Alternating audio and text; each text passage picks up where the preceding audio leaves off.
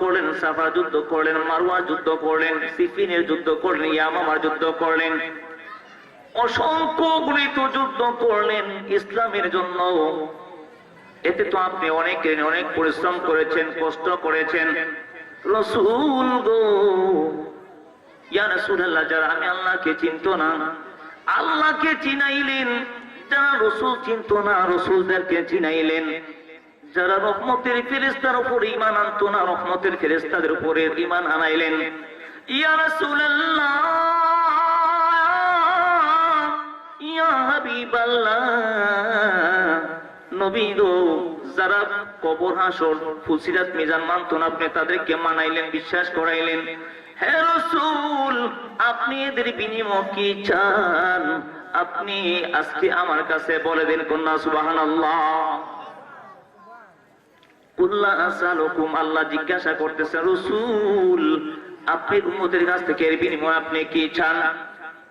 আপনার নবী, আমার নবী, দু জাহানের বাদশা সাইয়্যিদুল মুরসালিন, রাহমাতাল লিল আলামিন, শাফাআতের কান্ডারি, যিনি ইমামুল মুরসালিন, যাকে সৃষ্টি না করলে আল্লাহ পাক রব্বুল আলামিন এই জমিন বানাইতেন না, আসমান বানাইতেন না, চন্দ্র বানাইতেন না, সূর্য বানাইতেন না, লোহ কলম কোনো কিছু বানাইতেন না। লাউলাকা মা খালাকতু দুনিয়া, লাউলাকা মা খালাকতু আদম ওয়াল হাওয়া। আল্লাহ বলতেছেন, আমি আমার নবীকে যদি না বানাইতাম, কোনো কিছু বানাইতাম না। একমাত্র এই নবীর উসিলা আমি এত সুন্দর একটা পৃথিবী সাজাইছি, কন্যা সুবহানাল্লাহ। আল্লাহ জিজ্ঞাসা করেন, ও হাবিব, আপনি কি চান আপনার উম্মতের কাছ থেকে? আল্লাহ নবী ডাক দিয়ে বলে, প্রভু গো, আমি আমার উম্মতের কাছ থেকে কি চাবো? আমি তো যতদিন এই মরুভূমির দেশের মধ্যে আমি রয়েছি, ততদিন পর্যন্ত ইয়া হাবলি উম্মতি বলে আমি আমার উম্মতের জন্য কাঁদতে থাকি। দুনিয়ার মধ্যেও উম্মতের নাজাতের জন্য আমি কাঁদি। যখন আমি আমার রোজার মধ্যে শুয়ে যাব, তখন আমি কাঁদবো। প্রভু গো, আমার উম্মতের আমাকে কি দিবে? দেওয়ার মতো তো কোনো কিছুই নাই, তবে একটা জিনিস চাই, এটা হলো ইল্লাল মাওয়াদ্দাতা ফিল কুরবা। সুবহানাল্লাহ। আল্লাহর হাবিব দু জাহানের বাদশা ডাকি বলতেছেন, প্রভু গো, কিছুই চাই না, তবে একটা জিনিস চাই, ইল্লা, তবে ব্যতীত, একটা জিনিস ব্যতীত আর কোনো কিছু চাই না। ওই জিনিসটা হলো, যারা আমার প্রতিবেশী, যারা আমার অতি নিকটবর্তী, যারা আমার অতি কাছের মানুষ, যাদেরকে আমি সবচাইতে ভালোবাসি, তারা হলো আহলে বায়াত। তাদেরকে যেন কিয়ামত পর্যন্ত প্রত্যেকটা উম্মত যেন তাদেরকে ভালোবাসে, কন্যা সুবহানাল্লাহ। ইল্লাল মাওয়াদ্দাতা ফিল কুরবা। আল্লাহর নবী দু জাহানের বাদশা বলতেছেন, প্রভু আমি আমার উম্মতের কাছ থেকে আর কিছু চাই না, তবে ইল্লাল মাওয়াদ্দাতা ফিল কুরবা, আমি একটা জিনিস চাই, আর এটা হলো আমার যারা আহলে বায়াত আছেন, যাদেরকে আমরা পাকে পাঞ্জাতন বলি, তাদেরকে যেন কিয়ামত পর্যন্ত সকল মানুষেরা, সকল উম্মতেরা যেন ভালোবাসে, কন্যা সুবহানাল্লাহ।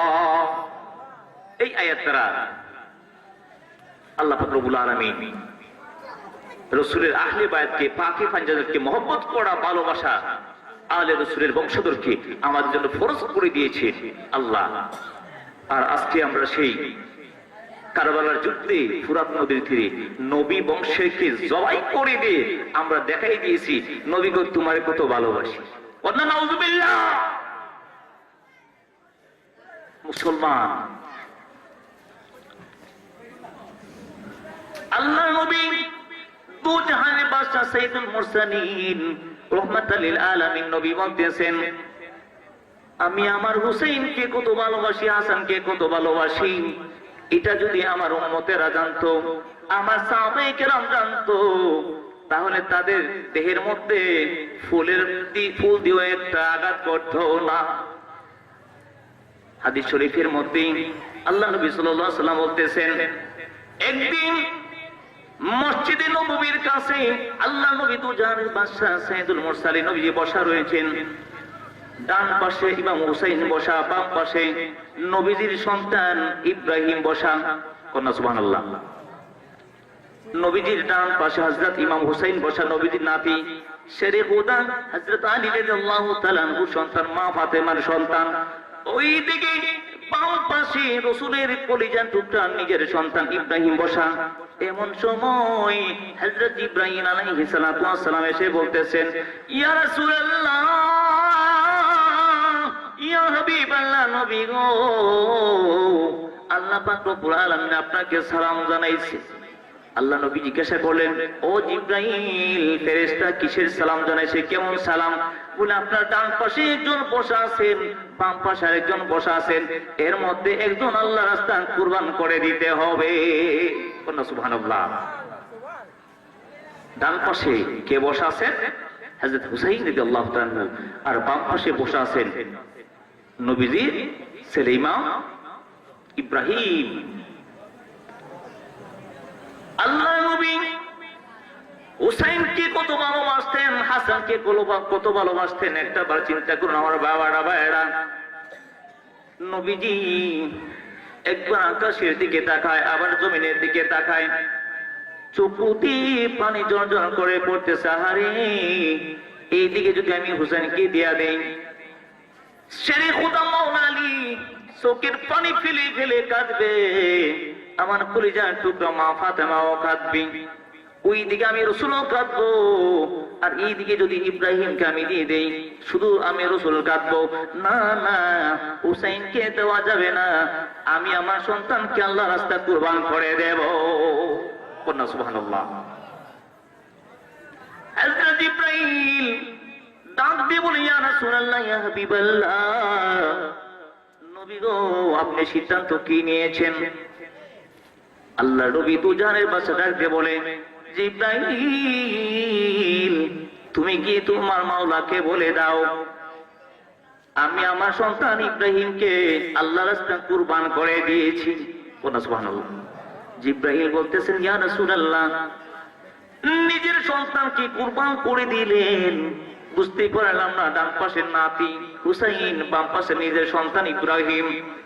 ইয়া রাসূলুল্লাহ, আমি জিব্রাইল বুঝতে পারলাম না, আমাকে একটু বুঝাইয়া বলুন না। আল্লাহ নবী সাল্লাল্লাহু আলাইহি সাল্লাম বলতেছেন, জিব্রাইল,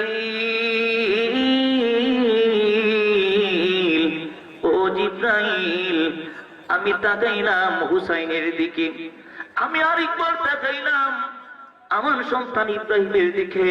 যখন আমি ইব্রাহিমের দিকে তাকাইলাম, আমি দেখলাম ইব্রাহিমকে যদি আমি আল্লাহর রাস্তায় কুরবান করে দেই, একমাত্র শুধু আমি রাসূল খাদবো। কন্যা সুবহানাল্লাহ।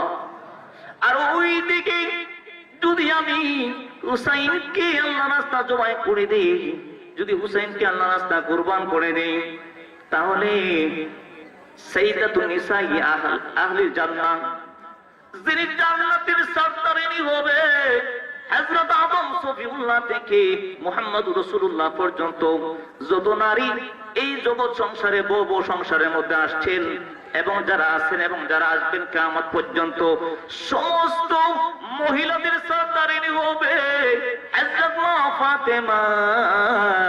আর আমি যদি হুসাইনকে কুরবান করে দেই, মা ফাতেমা চোখের পানি ফেলে কাঁদবে, আমি রাসূল সইতে পারবো না। সুবহানাল্লাহ। আমি চিন্তা করলাম, শেরে খুদা মাওলা আলীর কথা, মান কুনতা মাওলাহু ফালি মাওলা।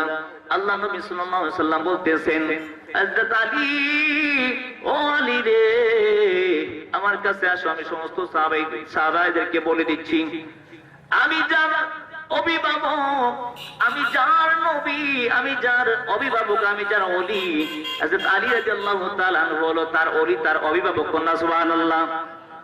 শেরে খুদা হযরত আলীর ব্যাপারে আল্লাহ নবী বলতেছেন, আনা মাদিনাতুল ওয়া আলিউ বাবুহা। শুধু তাই না, আমি যে শহরের এলেম এবং সেই এলেমের দরজা শেরে খুদা হযরত আলী, ওই ইমাম হুসাইনকে যদি আমি জবাই করে দেই, আল্লাহর রাস্তায় কুরবান করে দেই, মাওলা আলী কাঁদবে গো, আমি সেই কান্না শুনতে পারবো না। আল্লাহ নবী তারপরে বললেন, মা ফাতেমা সাইয়্যিদাতুন নিসাই আহলিল জান্নাহ কাঁদবে। সেরি খুদা মাওলা লিখে দেবে, আমি সইতে পারবো না। সর্বশেষে আমি রসুল ইমাম হুসেনকে তো ভালোবাসি, ইমাম হাসানকে তো ভালোবাসি, আমি হুসাইনকে যদি কুরবান করে দেই আশোকের পানি এমন ভাবে পড়বে আমি ধরে রাখতে পারবো না। সুতরাং তাদের কান্না আমি সইতে পারবো না। এই জন্য হুসাইনকে আল্লাহর রাস্তায় কুরবান না করে দিয়ে আমি আমার সন্তান হযরত ইব্রাহিমকে আল্লাহর রাস্তায় কুরবান করে দিয়েছি। কন্যা সুবহানাল্লাহ। কত ভালোবাসতেন, কত ভালোবাসতেন ইমাম হুসেনকে, হাসানকে। আর আমরা মুসলমানরা সেই দিন তাদেরকে কারবালার যুদ্ধে জবাই করে দিয়ে একজন না 72 জন নবীর আওলাদকে, সেখানে ছোট ছোট মাসুম বাচ্চারা ছিল, ইমাম হুসাইনের ছোট সন্তান আলী আসগরকেও জবাই করে দিয়েছে। অনেক নারীরা ছিল, তাদেরকে জবাই করে দেওয়া হয়েছে। হযরত হুসাইন দুনিয়ার মানুষদেরকে বুঝাইয়া দিলেন, দুনিয়ার মানুষদেরকে বলে দিলেন, নিজের রক্ত উৎসর্গ করে দিয়ে, নিজের রক্ত বিলিয়ে দিয়ে বুঝাই দিলেন, মুসলমান সব এক নয়, মুসলমানের মধ্যে পার্থক্য রয়েছে। বলো ঠিক কিনা?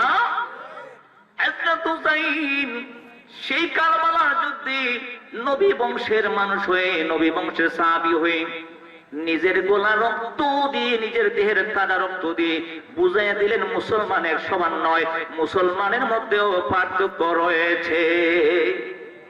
বলুন ঠিক কিনা? আর সেখান থেকে আমরা বুঝতে পারলাম যারা হুসাইনের পক্ষে ছিল, যারা হুসাইনের জন্য চোখের পানি ফেলে দিয়েছিল, তারা হলো হুসাইনি মুসলমান। আর যারা সেদিন হুসাইনের মাথা একদিকে, দেহ মুবারকারের দিকে নাচানাচি করেছিল, 72 জন নবী বংশের মানুষরা যখন কুরবানির গরুর মতো চটপট করছিল, সেই দিন যারা হাসি দিয়েছিল, ঠাট্টা করেছিল, যারা সেদিন নামাজ পড়েছিল, আযান দিয়েছিল, তারা হলো স্পষ্ট ভাষায় ইয়াজিদি মুসলমান। বলো ঠিক কি না?